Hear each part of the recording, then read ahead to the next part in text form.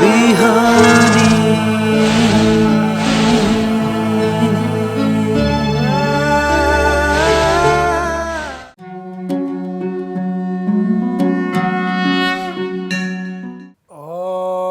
कस्तूरितिलकं ललाटपटले वक्षःस्थले कौस्तुभं नासाग्रे वरमौक्तिकं करतले वेणुः करे कङ्कणं सर्वाङ्गे हरिचन्दनं सुललितं कंठे च मुक्तावली गोपस्त्री परिवेष्टितो विजयते गोपालचूडामणिः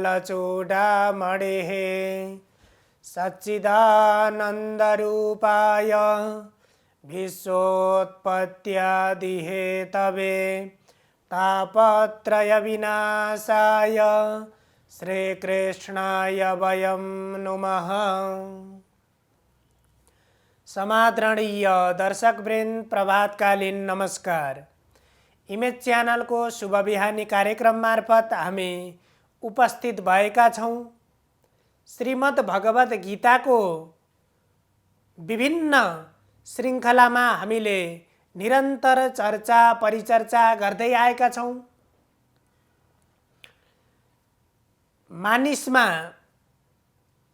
बुद्धि विभिन्न प्रकारका हुन्छन् र हामीले बुद्धिलाई निश्चयात्मक बनाउनु पर्दछ। यहाँ भगवान श्रीकृष्णले भन्नुहुन्छ,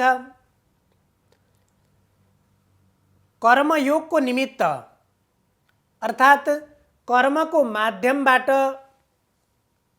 जीवनको लक्ष्य प्राप्त गर्नका लागि अर्थात् धर्म प्राप्तिका निमित्त हामीले आफूले गरेको कर्मबाट धर्म प्राप्ति कसरी हुन्छ र जसबाट जीवनको कल्याण प्राप्त होस्, त्यसको निमित्त हामीलाई सही कर्ममा प्रवृत्त बनाउनका लागि हाम्रो बुद्धि निश्चयात्मक बुद्धि बन्नुपर्दछ। जब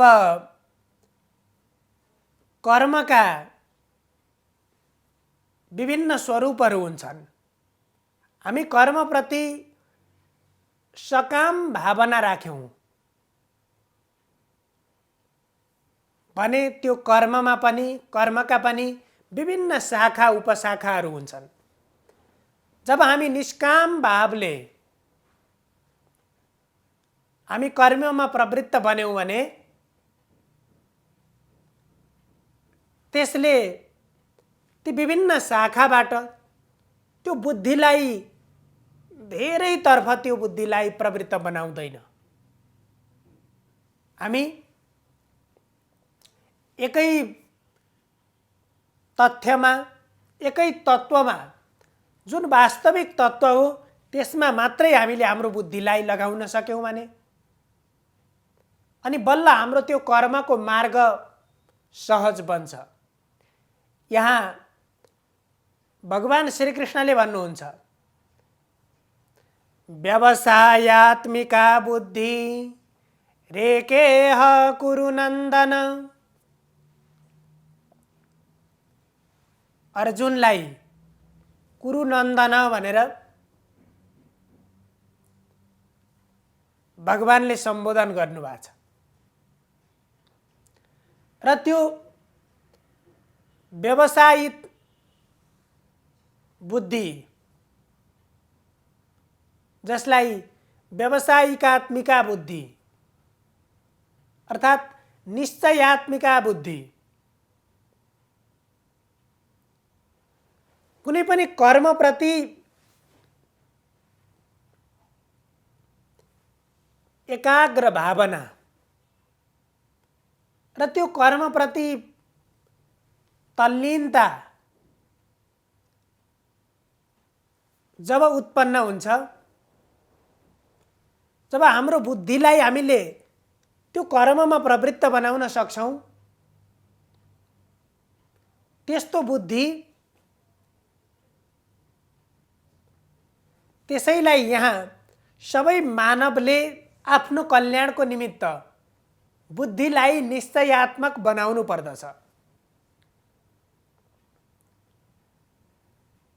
बहुशाखा ह्यनन्ताश्च। अब यदि हाम्रो बुद्धि निश्चयात्मक बुद्धि बनेन, यदि हामी हाम्रो बुद्धिलाई एकाग्र बनाउन सकेनौँ, हामीमा जब सकाम भावना उत्पन्न भयो भने अनिश्चयात्मिका बुद्धि, हाम्रो बुद्धि अनिश्चयात्मिका हुन्छ।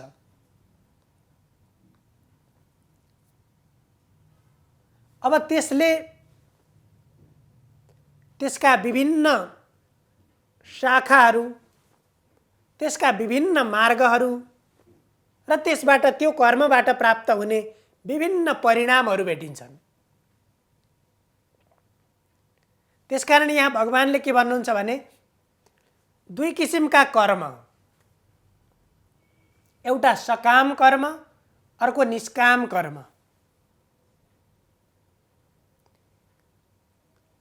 हामीले जब हाम्रो शरीरलाई हाम्रो बुद्धिद्वारा निष्काम कर्ममा प्रवृत्त बनाउन सक्छौँ भने त्यति बेला हामीलाई कुनै पनि समस्याहरू, व्यवधानहरू त्यहाँ उत्पन्न हुँदैनन्। जब सकाम बुद्धिले हामी कर्ममा प्रवृत्त बन्छौँ अनि त्यो सकाम बुद्धिले गरेको त्यो कर्ममा हामी प्रवृत्त हुनुभन्दा पहिलेदेखि नै त्यसमा विभिन्न आशा, त्यसमा विभिन्न अपेक्षा, त्यसमा विभिन्न अवरोधहरू प्रारम्भदेखि नै देखिन्छन्। र हाम्रो बुद्धि त्यति बेला यस्तो हुन्छ,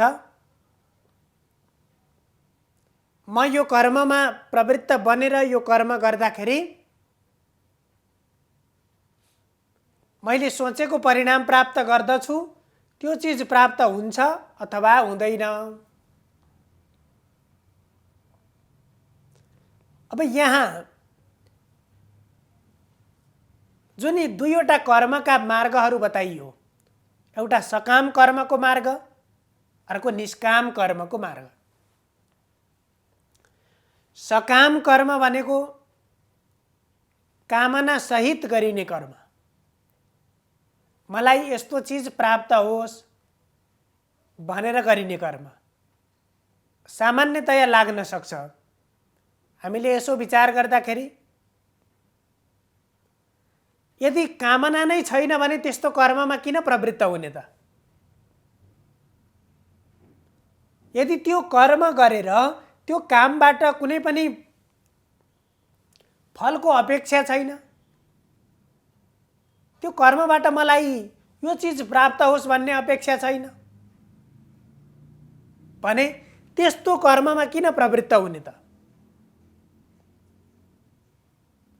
एउटा बुद्धिमा यो पनि आउन सक्छ। र त्यसको निमित्त सकाम कर्ममा मात्रै मानिस प्रवृत्त हुन्छ भने जुन कर्मलाई उसले आफ्नो जीवनको एउटा दायित्व सम्झेर, किनभने यो शरीरलाई त कर्म शरीर पनि भनियो र स्वैच्छिक रूपमा चाहेर आफूले चाहेको कर्म गर्न पाउने अधिकार मानिसले मात्रै लिएर आएको छ। चाहे स्वर्ग प्राप्तिको लागि होस्, चाहे कल्याण प्राप्तिको लागि होस्, चाहे यश प्राप्तिको लागि होस्,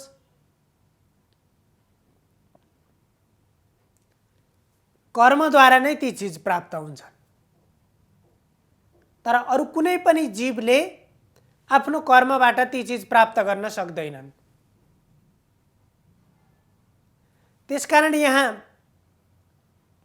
दुईवटा कर्मबाट निष्काम भावनाले गरेको कर्ममा यदि कर्ममा प्रवृत्त बन्यो भने त्यति बेला हाम्रो बुद्धि निश्चयात्मिका बुद्धि बन्छ। यदि हामी निष्काम भावनाले कर्ममा प्रवृत्त बन्न सकेनौं, सकाम भावना विभिन्न कामनाहरू हाम्रो मनमा उपस्थित भए भने त्यति बेला हाम्रो बुद्धि निश्चयात्मिका बुद्धि बन्न सकेन। अनिश्चयात्मिका बुद्धि त्यति बेला बन्छ। र यो संसारमा भएका विभिन्न मानिसहरूमध्ये तीन प्रकृतिका मानिस, तीन स्वभावका मानिसहरू रहेका हुन्छन्। जब एक प्रकारका मानिस जसले आफूले गरेको कर्मबाट कीर्तिको अपेक्षा गरेका हुन्छन्, समाजमा यश फैलियोस्, कीर्ति प्राप्त होस्, त्यसबाट प्रशंसा प्राप्त होस् भन्ने चाहनाले, उनीहरूले सम्मान प्राप्त होस् भन्ने चाहनाले कर्म गर्दछन्। उनीहरूको त्यो कर्मको यो सकाम कर्मभित्र पर्दछ। त्यो कर्मको लक्ष्य के हो? कीर्ति प्राप्ति। अनि तिनीहरूले कीर्तिसँगै विभिन्न भोगको अपेक्षा गरेका हुन्छन्। अब दोस्रो प्रकृतिका मानिसहरू हुन्छन् जसले मैले गरेको कर्मबाट इहलोके भुक्ति, परलोके स्वर्ग प्राप्ति, र तिनीहरूले त्यस्ता पुण्य कर्महरूमा आफूलाई प्रवृत्त बनाउँछन्। मैले गरेको कर्मबाट यो लोकमा भोग, सुख भोग र परलोकमा स्वर्ग प्राप्त होस् भनेर उनीहरूले त्यस्ता कामना सहित पुण्य कर्म गर्ने गर्छन्। अब जस्तो यहाँ दुर्योधन युद्धमा प्रवृत्त बनेका छन्। दुर्योधनलाई युद्धबाट विजय प्राप्त गरेर राज्यको सुख भोग गर्नु छ। त्यो सुख भोगको निमित्त उनले राज्य प्राप्तिको निमित्त उनी आफ्नै बन्धुहरूसँग पनि युद्ध गर्नको लागि तयार भएका छन्। अब अर्को पाण्डवहरू पनि युद्धको लागि उपस्थित भएका छन्। तर अर्जुन जब त्यहाँ युद्ध भूमिमा उपस्थित भइसकेपछि उनको बुद्धिमा, उनको मनमा मेरा बन्धुहरूलाई प्राप्त गरेर मैले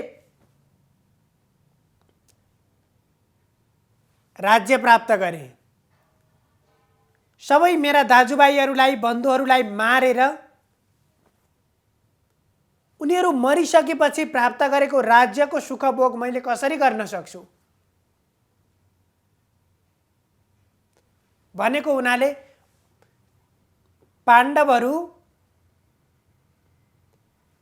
राज्य प्राप्तिको लागि मात्र होइन, उनीहरूको लक्ष्य, युद्ध गर्नुको लक्ष्य भनेको राज्य प्राप्ति होइन।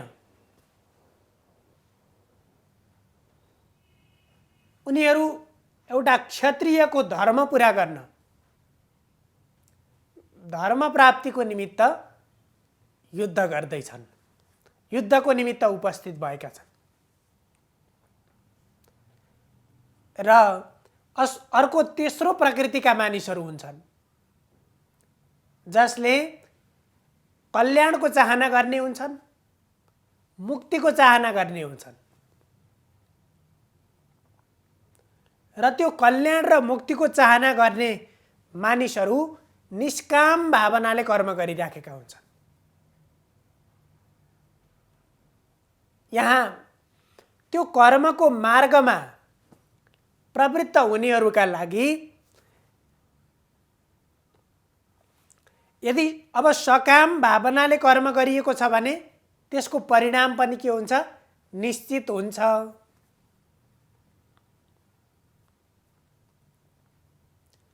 जस्तै पहिले नै परिणाम तोकेर गरियो। अब त्यो सकाम भावनाले जाँदाखेरि जस्तै हामी पानी लिन खोलामा जानु पर्यो। अब त्यो खोलामा पानी लिन 3 जना मान्छे खोलामा पानी लिन गए। एकजना मान्छेले एउटा सानो बोतल, एउटा भाँडो, एउटा कलश लिएर गएको थियो भने उसले त्यति त्यो जस्तो भाँडो लगेको छ त्यति पानी लिएर आउँछ। अर्को दोस्रो व्यक्तिले अलि ठुलो गाग्री बोकेर गएको थियो भने उसले त्यति पानी लिएर आउँछ। भने उसले त्यो आफू त्यो पानी लिन जानुको परिणाम त्यसबाट मलाई कति चाहिएको छ भन्ने कुरा पहिले नै कामना गरेको हुन्छ। त्यहाँ पहिले नै त्यो यति उति भनेर छुट्याइन्छ परिणाममा। तर जसले भाँडो पहिले लगेको हुँदैन भने उसले त्यहाँ खोलामा गइसकेपछि जति पनि पानी ल्याउन सक्छ।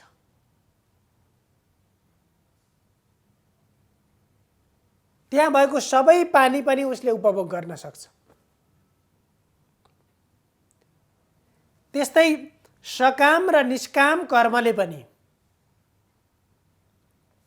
आफूले चाहेको निश्चित कामना सिद्ध गर्ने,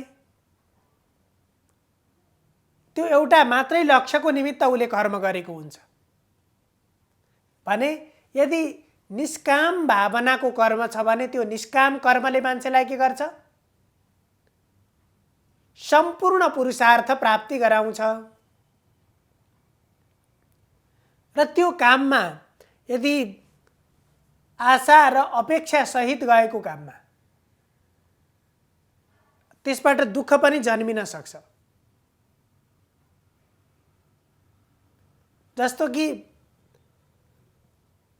मानिसले यो जीवन प्राप्त गरिसकेपछि मानवको जीवन आफ्नो निमित्त मात्रै कर्म गर्नको लागि होइन,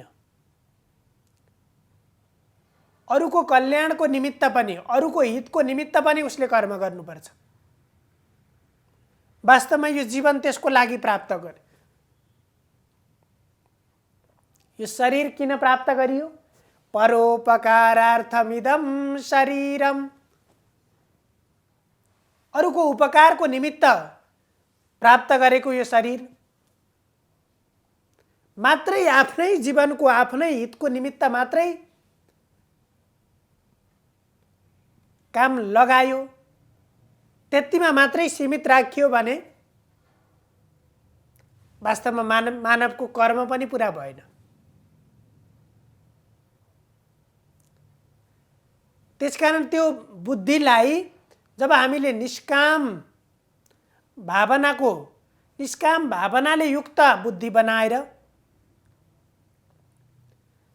हामी कर्म गर्यौं भने त्यसबाट कुनै पनि किसिमको दुःख उत्पन्न हुन्न। किनभने श्रीमद् भागवतमा भनियो, आशा हि परमं दुःखम नैराश्यम परमं सुखम। हामीले कुनै चिजमा धेरै आशा, पहिले नै धेरै अपेक्षा गरेको कर्म छ। अब त्यो आशा गरेको कर्ममा अपेक्षानुरूप आशा अनुरूप फल प्राप्त भएन, त्यति बेला मनमा दुःख उब्जियो, मन चिन्तित बन्छ। तर निष्काम भावले कर्म गरेको छ भने त्यो कर्मबाट आनन्द प्राप्ति हुन्छ, सुख प्राप्ति हुन्छ। र त्यसकारण यहाँ बुद्धिलाई कर्मयोगमा लाग्दाखेरि हामीले बुद्धिका धेरै चिजमा धेरैतिर बुद्धिलाई लगाउने होइन। त्यो कर्मबाट धेरै अपेक्षा, धेरै आशा गरेर होइन। जब निष्काम भावनाले हामी कर्ममा प्रवृत्त हुन्छौँ भने त्यसबाट स्वतः शान्ति प्राप्त हुन्छ, स्वतः आनन्द प्राप्ति हुन्छ। र त्यो निष्काम कर्मले नै कर्मयोगको मार्गमा कर्मलाई मुक्तिसँग लगेर कर्मको माध्यमबाट मुक्तिमा मोक्षसम्म पुर्याउने गर्दछ। सर्वे भवन्तु सुखिनः, सर्वे सन्तु निरामया, सर्वे भद्राणि पश्यन्तु, मा कश्चित् दुःखभाग् भवेत्। हजुरहरूको दिन मङ्गलमय बनोस्। धन्यवाद।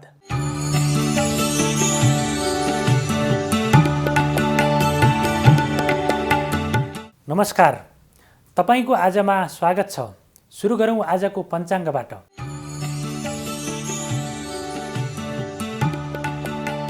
आज मिति 2078 साल मङ्सिर 23 गते बिहिबार, तदनुसार 2021 डिसेम्बर 9 तारिक, नेपाल सम्वत 1142, राक्षस नामक संवत्सर, सूर्य दक्षिणायन, हेमन्त ऋतु, मङ्सिर शुक्ल षष्ठी तिथि, धनिष्ठा नक्षत्र। चन्द्रमा आज साँझ 4:17 मकर राशिमा रहनेछन् भने त्यसपछि कुम्भ राशिमा प्रवेश गर्नेछन्।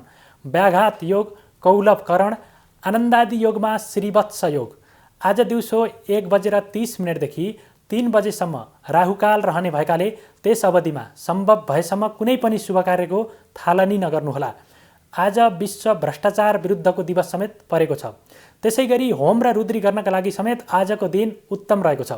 काठमाडौँमा सूर्योदय बिहान 6:44 हुनेछ भने सूर्यास्त साँझ 5:07 हुनेछ। अब लागौँ 12वटा राशिको राशिफल के कस्तो रहेको छ आजको दिनमा, त्यसको विवेचना गर्नेतर्फ लागौँ। मेष राशि हुनेहरूका लागि आजको दिन अनुकूल रहेको छ। भाग्य बलले गर्दा गरिएका कामहरूमा मेहनत अनुसारको प्रतिफल प्राप्त हुन सक्ने खालको योग रहेको छ भने कार्यक्षेत्रमा पनि अत्यन्तै सफलता प्राप्त गर्न सकिने खालको योग रहेको छ। त्यसैगरी व्यापार व्यवसायमा पनि सफलता प्राप्त गर्न सकिन्छ। यद्यपि स्वास्थ्यको क्षेत्रमा भने केही प्रतिकूलताको अवस्था पनि रहन सक्छ। शत्रुहरूबाट केही सजग भएर काम गर्नुपर्ने अवस्था रहेको छ। त्यसैगरी मुद्दा मामिला र अनावश्यक विवादहरूबाट आजको दिनमा छुटकारा पाइने योग रहेको छ। वृष राशि हुनेहरूका लागि आजको दिन अनुकूल रहेको छ। लामो समयदेखि अवरुद्ध रहेका कामहरू पनि सम्पन्न हुनेछन् भने नयाँ कामहरूको पनि अवसर प्राप्त हुने खालको योग रहेको छ। त्यसैगरी आम्दानीमा वृद्धि हुनेछ। आर्थिक सङ्कटबाट मुक्ति पाइनेछ र आत्मविश्वास र आत्मबलमा पनि वृद्धि हुनेछ। कार्यक्षमतामा वृद्धि हुनेछ र आफूले गरेको कामको उचित मूल्याङ्कन हुने खालको योग रहेको छ। मिथुन राशि हुनेहरूका लागि आजको दिनमा केही प्रतिकूलताको स्थिति सामना गर्नुपर्ने देखिन्छ। आफूले गरेको काममा अपजस बेहोर्नुपर्ने, नगरेका कामहरूबाट विवादमा पर्नुपर्ने अथवा आरोपमा मुछिनुपर्ने, त्यसैगरी मुद्दा मामिला झैझगडाहरूमा पनि संलग्न हुनुपर्ने अवस्था रहेको छ। त्यसैगरी आजको दिनमा शत्रुहरूले पनि केही खुट्टा तान्ने प्रयास गर्नेछन् र शत्रुहरूबाट उम्किन पनि केही असहजताको स्थिति रहेको छ। यद्यपि सन्तान पक्ष र दाम्पत्य जीवनबाट भने आजको दिनमा केही शुभ खालको समाचार देखिन सक्छ। कर्कट राशि हुनेहरूका लागि आजको दिन मध्यम खालको रहेको छ। दाम्पत्य जीवनमा केही दरार उत्पन्न हुने भए पनि व्यापार व्यवसायमा भने केही वृद्धि हुने खालको योग रहेको छ। त्यसैगरी लामो समयदेखि उठ्न बाँकी रहेका धन अथवा केही खालको आर्थिक कारोबारहरूबाट पनि आजको दिनमा सुल्झिने खालको अवस्था रहेको छ। आत्मविश्वासमा वृद्धि हुनेछ भने माताको स्वास्थ्यमा केही प्रतिकूलताको अवस्था देखिन सक्छ, परिवारमा केही अशान्तिको अवस्था पनि उत्पन्न हुन सक्ने खालको योग आजको दिनमा रहेको छ। सिंह राशि सिंह राशि हुनेहरूका लागि आजको दिन अनुकूल रहेको छ। शत्रुहरूमाथि विजय प्राप्त गर्न सकिनेछ भने विशेष गरेर विद्यार्थी वर्गले अथवा प्रतिस्पर्धात्मक परीक्षामा सहभागी हुनेहरूले आफ्नो प्रतिस्पर्धीलाई अथवा आफ्नो विरोधीलाई सजिलैसँग परास्त गर्न सकिने खालको योग रहेको छ। लामो समयसम्म अथवा लामो समयदेखि विवादमा रहेका झैझगडा मुद्दा मामिलाबाट छुटकारा पाउन सकिने खालको योग रहेको छ भने आजको दिनमा खर्चमा वृद्धि भए पनि त्यो उपलब्धिमूलक क्षेत्रमा खर्च हुने भएको हुनाले आजको दिन अनुकूल रहेको मान्न सकिन्छ। कन्या राशि कन्या राशि हुनेहरूका लागि आजको दिन मध्यम खालको रहेको छ। सन्तान पक्षबाट केही असन्तोषको स्थिति सामना गर्नुपर्ने अवस्था हुनसक्छ भने प्रेम सम्बन्धमा पनि आपसी अविश्वास र मनमुटावले गर्दाखेरि सम्बन्धलाई अगाडि बढाउन गाह्रो हुने खालको योग रहेको छ। आर्थिक सङ्कटको कारणले गर्दा महत्त्वपूर्ण कार्यमा विलम्ब हुने योग रहेको छ। यद्यपि भाग्यको बल भने सामान्य रूपमा सन्तोषजनक नै रहेको देखिन्छ। तुला राशि तुला राशि हुनेहरूका लागि आजको दिनमा सुखमा केही कमी महसुस हुनेछ।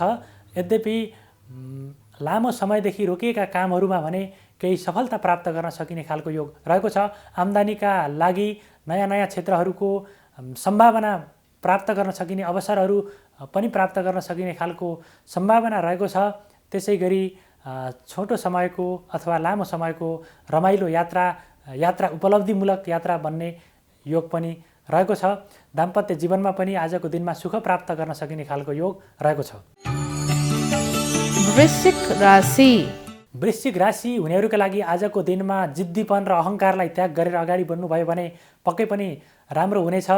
मनमा नकारात्मक भावनाहरू सलबलाउने छन्, तथापि भाग्यको अत्यन्तै सकारात्मक प्रभावको कारणले गर्दाखेरि थोरै मेहनतमा पनि धेरै खालको अत्यन्तै सकारात्मक खालको उपलब्धि प्राप्त गर्न सकिने हुनाले आजको दिन अत्यन्तै उल्लेखनीय रहेको छ। आजको समयलाई सदुपयोग गरेर अगाडि बढ्नुभयो भने दीर्घकालीन प्रभाव पार्न सकिने खालका उपलब्धि आजको दिनमा हासिल गर्न सकिनेछन्। धनु राशि धनु राशि हुनेहरूका लागि आजको दिनमा अनावश्यक विवादमा फसिन सकिने खालको योग रहेको छ। यद्यपि कार्यक्षमतामा वृद्धि हुनेछ र नयाँ खालको व्यक्तिसँग सम्बन्ध पनि वृद्धि हुनेछ र त्यसै गरी अनावश्यक खर्चको कारणले गर्दाखेरि आम्दानीमा केही कमी भएको महसुस हुनेछ। प्रेम सम्बन्धमा सामान्य अवस्थामा अगाडि बढ्नेछ भने दाम्पत्य जीवनमा भने केही अनावश्यक अर्काका कुरा सुनेर केही खालका शङ्का उपशङ्काको स्थिति रहने हुनाले दाम्पत्य जीवनमा केही खटपटको स्थिति पनि रहन सक्ने देखिन्छ। मकर राशि मकर राशि हुनेहरूका लागि आजको दिनमा मनमा उत्साह उमङ्ग वृद्धि हुनेछ भने शरीरमा पनि स्फूर्ति उत्पन्न हुनेछ। त्यसै गरी कार्यक्षमतामा वृद्धि हुनेछ। आफूले गरेको काममा उचित मूल्याङ्कन प्राप्त गर्न सकिनेछ भने नयाँ कामको अवसर पनि प्राप्त हुन सक्ने योग रहेको छ। सन्तान पक्ष र अध्ययन अध्यापनको क्षेत्रबाट सन्तोषजनक उपलब्धि प्राप्त गर्न सकिने खालको योग आजको दिनको लागि रहेको छ। कुम्भ राशि कुम्भ राशि हुनेहरूका लागि आजको दिनमा अनावश्यक खर्चमा वृद्धि हुनेछ भने आम्दानीमा पनि केही गिरावट आउने देखिन्छ। व्यापार व्यवसायमा नोक्सानी हानिको अवस्था सामना गर्नुपर्नेछ भने कार्यक्षमतामा पनि केही कमी भएको महसुस हुनेछ। भाग्यबाट कम साथ मिल्दा गरिएका कामहरूमा उचित प्रतिफल प्राप्त नहुँदा मनमा केही खिन्नता आउन सक्ने अवस्था देखिएको छ। मीन राशि मीन राशि हुनेहरूका लागि आजको दिनमा विलासिताका वस्तुहरूमा खर्चमा वृद्धि हुने देखिन्छ, तथापि सुखमा वृद्धि हुने खालको योग रहेको छ। त्यसै गरी भूमि भवन र वाहन सम्बन्धी कारोबारबाट सफलता प्राप्त गर्न सकिने लाभ लिन सकिने खालको योग रहेको छ भने उद्योगजन्य कार्यहरूबाट पनि विशेष खालको सफलता प्राप्त गर्न सकिने रहेको छ। अध्ययन अध्यापनमा संलग्न हुनेहरूका लागि भने पढाइमा रुचि घट्ने खालको अवस्था पनि देखिएको छ। यो त थियो तपाईँको आज अन्तर्गत रहेर हामीले 12वटा राशिको राशिफल के कस्तो रहेको छ भनेर प्रस्तुत गऱ्यौँ। कुनै राशिमा अशुभ फल बताइए पनि आफ्नो धैर्यता र मेहनतलाई निरन्तर अगाडि राखेर मनमा सकारात्मक सोचको कामना गरेर अगाडि बढ्नुभयो भने पक्कै पनि तपाईँको अशुभ फलमा केही कटौती हुनेछ भने शुभ फलमा पनि वृद्धि हुनेछ। र तपाईँको आजको दिन मङ्गलमय रहोस्। मलाई पनि आजको लागि बिदा दिनुहोस्। नमस्कार।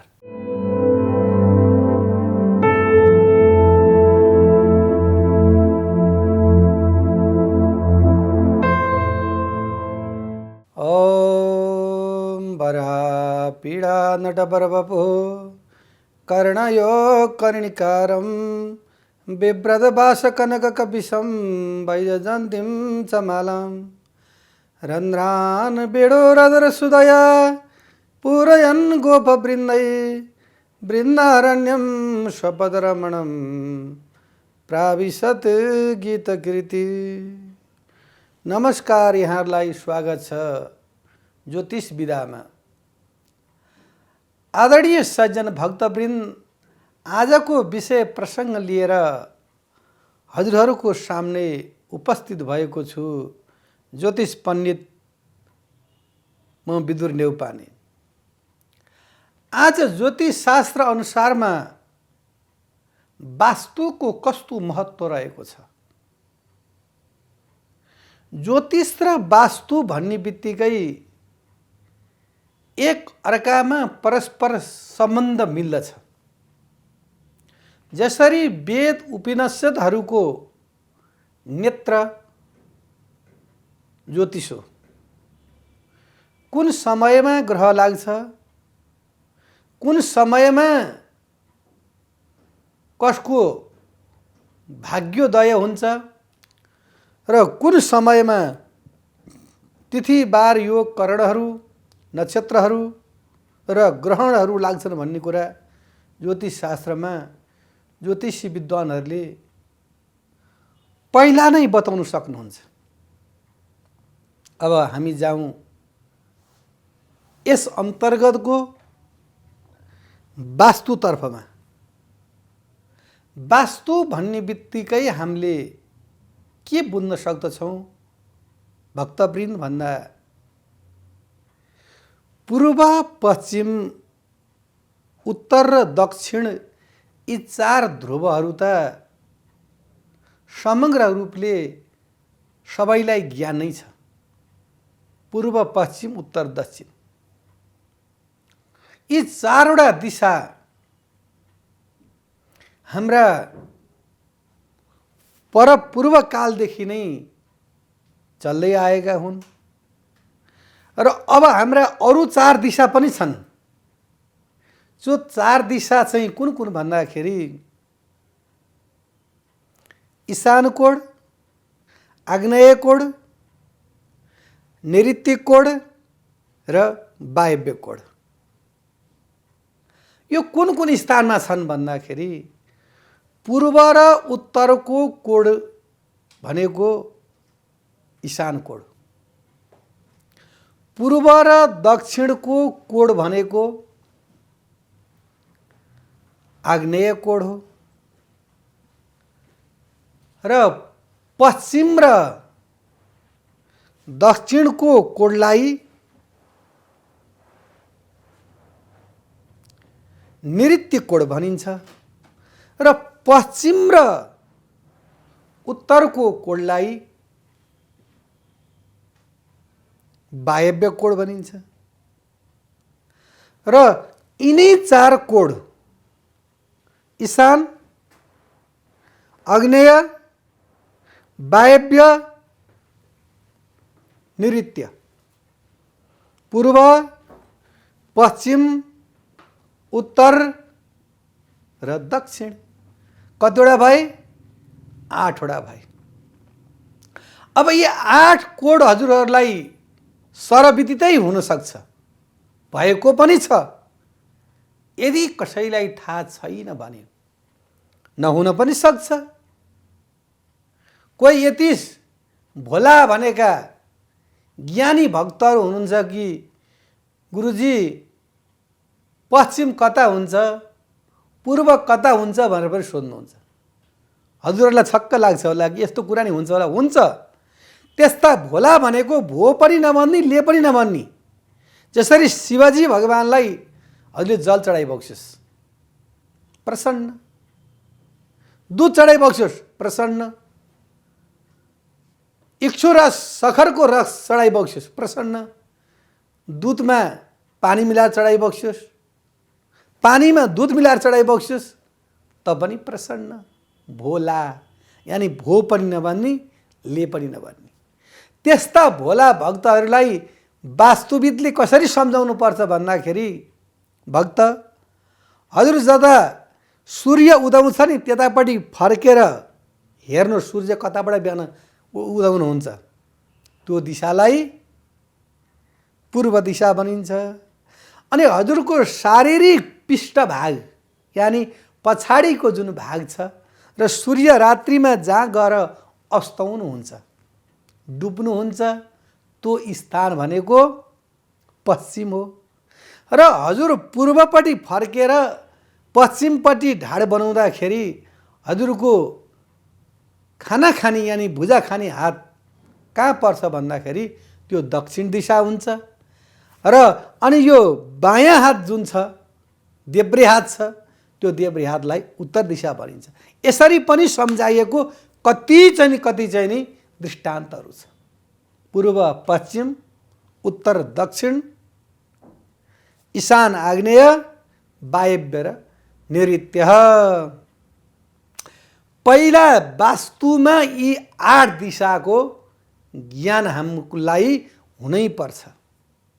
अब हाम्रो ज्ञान त भयो हामीलाई, तर यो 8 दिशा मध्येमा हामीले वास्तुमा के गर्ने त भनेर सोच्दाखेरि अब हामी मन्दिर निर्माण गर्दैछौँ, हामी घर निर्माण गर्दैछौँ, हामी ठुल्ठुला सेमिनार हलहरू बनाउँदैछौँ, हामी पार्टी पौवा बनाउँदैछौँ भनेदेखि सबैभन्दा सुरुमा सर्वप्रथम हामीले वास्तुलाई ध्यान दिनुपर्छ। जसरी वास्तु पुरुषको उत्पत्ति गएका थुप्रै श्रृङ्खलामा मैले बताइसकेँ। हुन त हजुरहरूलाई समय नपुर्ला, कसैको स्वास्थ्यले बिहान 6:30 बजे उठ्न सक्नु होला, कोही उठेर पनि अन्य कार्यमा लाग्नु होला। र अहिले हाम्रो प्राविधिक कारणले युट्युबहरूमा पनि त्यति हालिसकेको अवस्था पनि देखिएको छैन। र सम्पूर्ण भक्तहरूले ज्ञान गर्नु भएको छैन भने यो पुनः ज्ञान गर्दा केही फरक पर्दैन। जसरी भगवानका लीला माधुर्य कथाहरू बार बार श्रवण गर्दाखेरि ती कथा प्रसङ्गहरू जीवनभरि नै जबसम्म यो शरीर रहन्छ तबसम्म यो कथाहरू श्रवण गरिराख्दाखेरि पनि यो कहिल्यै अगाइन्न। हामीले 6 महिनामा खाएको भात आज 50, 60, 70, 80, 90 वर्ष भइसक्यो, कहिले पनि हामीलाई तृप्ति हुँदैन। कारण के भन्दाखेरि त्यो प्राण बत्नी आधार तत्त्व त्यसमा छ। त्यो प्राण आधार बन्ने त्यो तत्त्व भएका कारणले त्यसलाई हामीलाई मिठो लाग्छ। त्यो भगवान नाम पनि त्यस्तै हो। र यो हामीलाई वास्तुशास्त्र अनुसारले र यो वास्तु परम्परागतमा पनि हामीले पूर्व, पश्चिम, उत्तर, दक्षिण, ईशान, आग्नेय, वायव्य, ईशान यो सधैँ कति सुन्ने भन्ने कुरा होइन। यो एक व्यक्तिले जान्दछ, त्यो व्यक्तिले बताउँछ, त नूतन भनेका नयाँ नयाँ भक्तहरूले त्यसको जानकारी लिइरहनुहुन्छ। जसरी शिव प्रभु परमात्मा भगवानलाई लड्न भिड्न भनेर अन्धक नामको जुन असुर आएका थिए र शिवजीको पसिनाबाट नि त्यसको सृष्टि भएको थियो। र त्यो एउटा विकराल देख्दै डर मर्नु त्यो चाहिँ नि के छ त भन्दाखेरि त्यो असुर भगवानसँग लड्यो।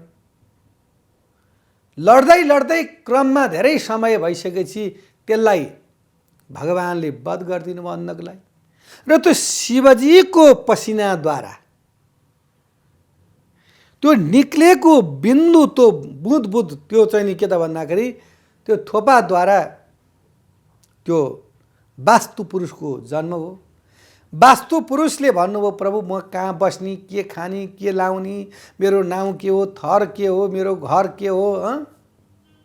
मान्छेको हुन्छ नि जन्म सकेपछि त्यसको कर्म हुन्छ, नाउँ हुन्छ, जात संस्कार हुन्छ। ब्रह्माजी प्रसन्न हो बाबु ल तिमीलाई मैले वरदान दिएँ। जब मनुष्यहरूले भूमिमा गृह पाटी पौवा कुनै कर्महरू गर्दछन् त्यो स्थानमा तिम्रो पूजा हुन्छ। तिमी त्यही पूजाको फलस्वरूप खाएर सम्पूर्ण भक्तहरूलाई अभयदान गर। ओ त्यही वास्तु चाहिँ हाम्रो भूमिमा रहन्छन् र त्यो वास्तुको शिर चाहिँ नि ईशान कोणमा रहन्छ र त्यो ईशान कोणमा रहेको वास्तुलाई चाहिँ नि त्यो खन्दाखेरि हामीले विचार गर्नुपर्छ, बडा ध्यान दिनुपर्छ। कुन महिनामा नागको शिर कता हुन्छ त्यो पनि विचार गर्नुपर्छ। नागदेवता रिसाउनुहुन्छ। अनि जब त्यो वास्तुको गोडा जुन चरण छ त्यो स्थानमा चाहिँ नि गरुको चिजहरू राखिदिनुपर्छ। जसरी व्यक्ति धेरै बाटो भ्रमण गरेर आउँछ घुमेर, अहिले पो गाडी बाइक अनेक प्रकारका साधन छन् नि। उ बेला त जिल्ला जिल्ला नागेर चाहिँ नि सदरमुकाम आउनु पर्थ्यो। अनि त्यो व्यक्तिलाई पुरै दिनभरि हिँडेर गाह्रो हुन्थ्यो नि। अनि त्यहाँ त्यसका चाहिँ नि पिडुल्लाहरू चाहिँ नि दबाइदिँदाखेरि त्यसलाई के त भने थकान मेटिन्थ्यो। त्यस्तो गरिन चलन थियो। बुहारीले सासूलाई चाहिँ नि गोडा मार्दिने, छोराहरूले बुवालाई त्यसरी गर्ने त्यो परम्परा कहीँ कहीँ छ, तर अहिले न्यूनीकरण भइरहेको छ। किन? सवारी साधन जागिर मान्छेलाई फुर्स नभएका कारणले। यो किन वास्तुमा ल्याइयो यो प्रसङ्ग? त्यो हजुरलाई फेरि क्युरियोसिटी जाग्ला। भन्न खोजेको त्यो गोडामा दबाउँदाखेरि थिच्दाखेरि चाहिँ नि त्यो वास्तु पुरुषको चरणमा चाहिँ नि गरुङको चिज राख्दाखेरि वास्तु पुरुष खुसी हुन्छ। र जहिले पनि हामीले गृहको निर्माण गर्दा, हल बनाउँदा, मन्दिर बनाउँदा र पाटी पौवाहरूको निर्माण गर्दाखेरि ईशान कोणलाई नै विशेषतः फोकस गरेर, अहिलेको भाषामा इङ्कित गरेर त्यसमा जलकै स्थानलाई छुट्याउनु पर्छ र आग्नेय कोणमै अग्निलाई राख्नुपर्छ। र जुन टोयलेटको स्थान यानि शौचालयको स्थान छ त्यो भने दक्षिण पश्चिमकै दिशामा चाहिन्छ। त्यसले गर्दाखेरि साधारण सूक्ष्म थोरै भए पनि त्यो वास्तुको ज्ञान हुन्छ। यति मात्रै पनि गर्न सक्यो भनेदेखि त्यो वास्तु पुरुषको दोष हामीलाई लाग्दैन। लाग्यो बाइचान्स नचाहँदै पनि समय परिवेशले अज्ञानताका कारणले दोषयुक्त घर बन्यो, हामीले बनाइएन, अरूको लियो भनेदेखि त्यसलाई वास्तु शान्ति गर्न सकिन्छ। र त्यो वास्तु शान्ति सँगसँगै त्यसमा भएका कमी कमजोरीहरूलाई निकाल्दै त्यसका अनेक पाटाहरूमा त्यसको उपाय गर्न सकिन्छ। हामीले गएका हप्ताहरूमा, गएका महिनाहरूमा, आज हामी 2.5 महिनादेखि यो वास्तुको कार्यक्रम चलाइरहेका छौँ। असोजको 15 देखि हामीले यो कार्यक्रम चलाएको। पुरा असोज, कार्तिक पुरा र मुक्सिरको नि आज लगभग अन्तिम अवस्था भइसकेको छ। यसबाट हजुरहरूले कति फल प्राप्त गर्नुभयो त? केही ज्ञान भयो कि भएन? यदि ज्ञान भएको छैन भने हजुरहरूलाई वास्तुको विषयमा अधिकतर जानकारी चाहिन्छ भने हजुरहरूले इमेज च्यानल टेलिभिजनमा कल गरेर ज्योतिषीको वास्तुविदको नम्बर लिएर यहाँहरूले प्रत्यक्ष फिल्ड वास्तु पनि गर्न सक्नुहुन्छ। र हामी धेरै समयदेखि 20औं-25औं वर्षदेखि हामी कोटेश्वर अवस्थित स्थानमा लोचन ज्योतिष तथा वास्तु सेवामा कार्यरत गर्दै आएका छौँ। हजुरहरूलाई धेरैलाई सर्वविदित पनि छ। र यदि ज्ञान छैन वास्तुको र हजुरहरूलाई यदि परामर्श लिन चाहनुहुन्छ भनेदेखि यसै टेलिभिजनको माध्यमद्वारा यहाँहरूले वास्तुको श्रृङ्खला हेरेर यसमा धेरै ज्ञान छ। मनुष्यलाई जब ज्ञान बढ्दै जान्छ, उत्सुकता बढ्दै जान्छ, आजको कार्यक्रममा गुरुजीले यो भन्नुभयो, भोलि के आउँछ होला, फेरि हाम्रो यहाँ धेरै कुराहरू छन्। यसमा हाम्रो राशिको पनि छ, हाम्रो नित्य प्रवचन पनि छ र नित्य के छ त भन्दाखेरि हाम्रो चाहिँ नि यो वास्तुको पनि छ र नित्य ज्योतिषको पनि छ। यो हाम्रो इमेज पवित्र टेलिभिजन धारामा हजुरहरूले नित्य यो दर्शन गर्न पाउनुहुन्छ। यो विषयको प्रवचनहरू सुन्न पाउनुहुन्छ र यहाँहरूले पुण्य उठाउन पाउनुहुन्छ। यहाँका राशि ग्रह गोचरहरू पनि गुरुहरूबाट चाहिँ नि श्रवण सुन्न पाउनुहुन्छ भन्दै आजका विषय प्रसङ्गबाट म बिदा हुन चाहन्छु। हस्त नमस्कार। शुभ बिहानी।